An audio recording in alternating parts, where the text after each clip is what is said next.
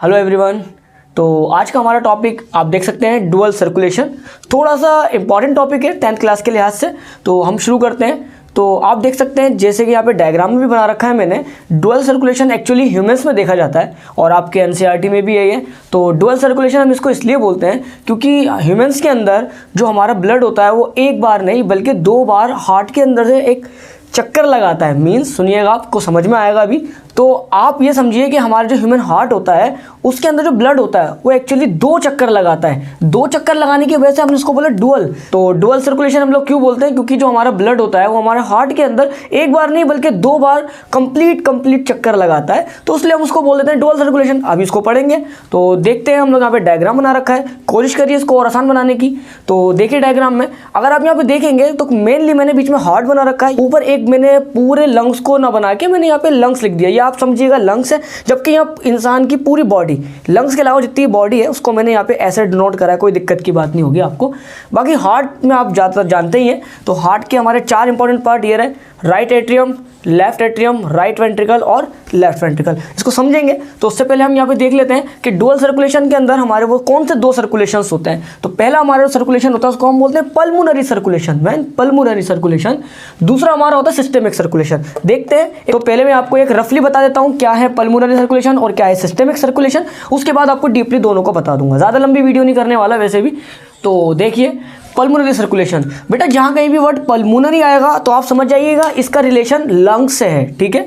और जहाँ कहीं भी वर्ड सिस्टेमिक आएगा इसका रिलेशन हमारे ऑर्गन सिस्टम से है, यानी हमारी बॉडी के जितने भी सिस्टम्स हैं उससे है। बाकी थोड़ा आसान हो जाएगा अब आपका पढ़ना। पल्मोनरी सर्कुलेशन यानी ये सर्कुलेशन किससे रिलेटेड है? लंग्स से। चलिए देखते हैं हम यहाँ पे। तो देखिए बेटा, एक लंग्स और हार्ट के बीच में एक सर्कल बन रहा है, यानी क्लोज लूप बन रहा है। गौर से देखिएगा, ये हमारा लंग्स से हमारी ये आ रही है पल्मोनरी आर्टरी, और फिर हमारा ये ज्वाइन हो गया यहाँ पे। फिर यहाँ से ये एक सर्कल बन रहा है। लंग्स और हार्ट के बीच में जो ये सर्कल आ रहा है, इसमें जो ब्लड हमारा घूमेगा, जो पास होगा, उसको बोलेंगे, उस सर्कुलेशन को बोलेंगे हम पल्मोनरी सर्कुलेशन, क्योंकि इसका ताल्लुक किससे, इसका रिलेशन किससे? लंग्स से। उसके बाद दूसरा हम देखते हैं सिस्टेमिक सर्कुलेशन। यहाँ पे हमारा हार्ट अगेन, उसका रिलेशन किससे? बॉडी से, यानी सिस्टम्स ऑफ ऑर्गन्स, यानी हमारी बॉडी में जितने भी ऑर्गन्स हैं, जितने भी आप जानते हैं उनसे है। तो हार्ट और बॉडी से जो रिलेशन है, तो एक यहाँ पे आपको एक और क्लोज लूप दिख रहा होगा, तो इसको हम बोलेंगे सिस्टेमिक सर्कुलेशन। क्लियर है यहाँ तक? चलिए अब क्या करना है, वीडियो ज़्यादा लंबी नहीं है हमारी, इन दोनों को डीपली पढ़ लेते हैं। मतलब डीपली क्या, थोड़ा थोड़ा पढ़ लेते हैं इसको। चलिए देख लेते हैं हमारा पल्मोनरी सर्कुलेशन। तो बच्चों देखिए हमारा पल्मोनरी सर्कुलेशन, बेसिकली डायग्राम काफ़ी है समझाने के लिए, मगर कुछ बच्चों को रिटन चाहिए होता है इसलिए मैंने लिख दिया यहाँ पे। तो पल्मोनरी सर्कुलेशन में हम बात करेंगे लंग्स और हार्ट के बीच में। चलिए देख लेते हैं मैं आपको यहाँ क्या बताना चाह रहा हूँ, ठीक है। देखिए बेटा यहाँ पे मैंने लिख रखा है, सबसे पहले लंग्स इन्वॉल्व होते हैं पल्मोनरी सर्कुलेशन में, ठीक है। दूसरे मैंने कुछ यहाँ पे ना एरो करके कुछ समझाया है, आप उसको यहाँ भी देखिएगा और यहाँ पे भी समझिएगा, ज़्यादा मुश्किल नहीं है। आप लोग देखिए, सबसे पहले यहाँ पे लिख रखा है मैंने, सबसे पहले आप जानते हैं हमारी बॉडी का सारा कार्बन डाइऑक्साइड वाला ब्लड, यानी डीऑक्सीजनेटेड ब्लड पूरी बॉडी से कौन लेकर आता है? Vena cava. 2 होते हैं, सुपीरियर और इन्फीरियर। ऊपर से आता है सुपीरियर, नीचे से आता है इन्फीरियर। मैंने सबको छोड़ के एक बना दिया, आपकी बुक में भी एक ही बना हुआ है, समझ लीजिए वेना कावा। वेना कावा से सारा कार्बन डाइऑक्साइड वाला डीऑक्सीजनेटेड ब्लड आके राइट एट्रियम में आता है। आपको पता है, नहीं पता तो मेरी पुरानी वीडियो देख लेना जिससे मैंने समझाया हार्ट को। उसके बाद राइट एट्रियम से आता है वो राइट वेंट्रिकल में, और राइट वेंट्रिकल के बाद अब उसका टाइम है लंग्स में जाने का। तो यहीं से हमारा शुरू हो जाता है, यहाँ तक नहीं, यहाँ से जब राइट वेंट्रिकल से अब जाएगा हमारा ब्लड कहाँ पे? लंग्स में। तो यहाँ से शुरू होता है हमारा पल्मोनरी सर्कुलेशन। मुझे पहले का बताना पड़ा आपको। खैर यहाँ से देखिए, अब यहाँ से हमारा अब जो कार्बन डाइऑक्साइड वाला ब्लड है वो जाएगा पल्मोनरी आर्टरी के द्वारा लंग्स में। अब आप कहेंगे सर आर्टरी से तो ऑक्सीजन वाला खून जाता है। नहीं, जब लंग्स की बात आएगी ये कॉन्सेप्ट उल्टा हो जाएगा। इसको पढ़ेंगे आप जब, जैसे मैं मेडिकल में हूँ, मेडिकल में जाके आप पढ़ेंगे मेडिकल की एजुकेशन में क्यों बोलते हैं। बाकी यहाँ पे थोड़ा उल्टा हो जाता है, यहाँ पे ऑक्सीजन ले जाने वाले को वीन बोलते हैं, जबकि कार्बन डाइऑक्साइड ले जाने वाले को आर्टरी। कब? जब वर्ड लगा होगा इसके आगे पल्मोनरी, P4 यहाँ पे लिख रखा है पल्मोनरी। चलिए देखते हैं दोबारा। तो यहाँ से हमारा कार्बन डाइऑक्साइड वाला ब्लड पल्मोनरी आर्टरी के जरिए लंग्स में लेके जाएगा। तो देखिए डीऑक्सीजनेटेड ब्लड जो राइट वेंट्रिकल से आया उसको पल्मोनरी आर्टरी के जरिए कहाँ लेके गया? लंग्स में। अब लंग्स में क्या होगा? कार्बन डाइऑक्साइड वाला ब्लड पे से कार्बन डाइऑक्साइड उतार दी जाएगी, अब वो फ्री हो जाएगा हमारा ब्लड। अब उसके ऊपर कौन चढ़ा दी जाएगी? ऑक्सीजन। अब वो ब्लड हो जाएगा ऑक्सीजनेटेड, यानी अब उस ऑक्सीजनेटेड ब्लड को पल्मोनरी वीन्स, देखिए फिर उल्टा कॉन्सेप्ट, आर्टरी होनी चाहिए थी मगर यहाँ पे क्या वर्ड्स करेंगे, वीन। पल्मोनरी वीन्स के जरिए उसको लेफ्ट एट्रियम में लाके छोड़ दिया जाएगा। तो यहाँ से शुरू हुआ, राइट वेंट्रिकल से डीऑक्सीजनेटेड ब्लड निकला और किस तरह लंग्स में गया, ऑक्सीजनेटेड हो गया, डीऑक्सीजनेटेड ब्लड, फिर पल्मोनरी वीन्स के जरिए आके लेफ्ट एट्रियम में खत्म। तो this is all about pulmonary circulation. उम्मीद है समझ आया होगा। जल्दी से देख लेते हैं हम लोग सिस्टेमिक सर्कुलेशन भी देख लेते हैं, ज़्यादा टाइम नहीं बर्बाद करेंगे, जल्दी ख़त्म करते हैं इस टॉपिक को, ठीक है। बाकी बच्चों एक बात और, मेरे जो वीडियोज़ हैं उसको 85% जो बच्चे हैं वो देखते हैं जो मेरे चैनल को सब्सक्राइब ही नहीं करते।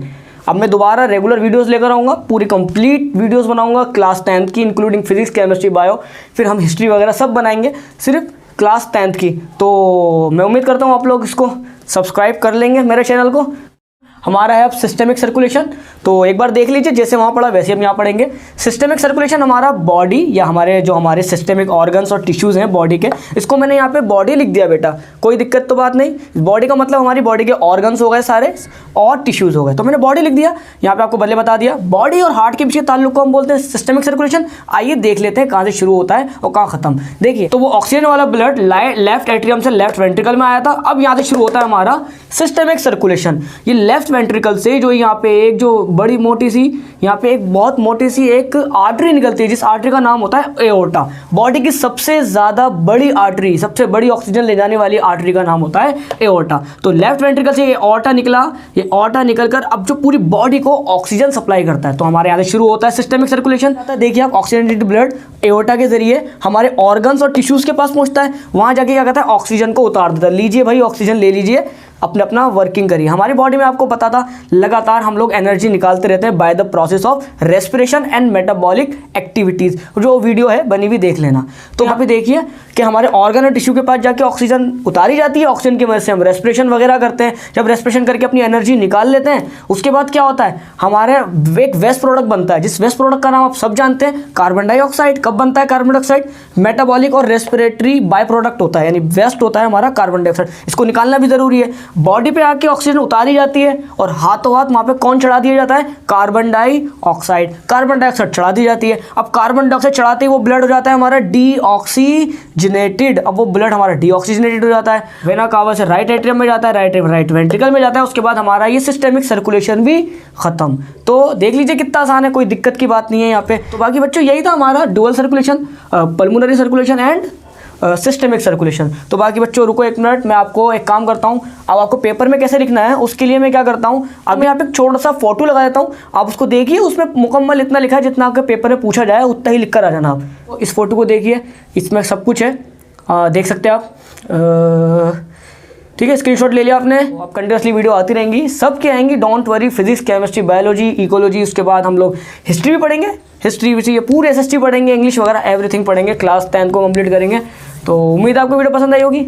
फिर मिलेंगे प्यारे बच्चों।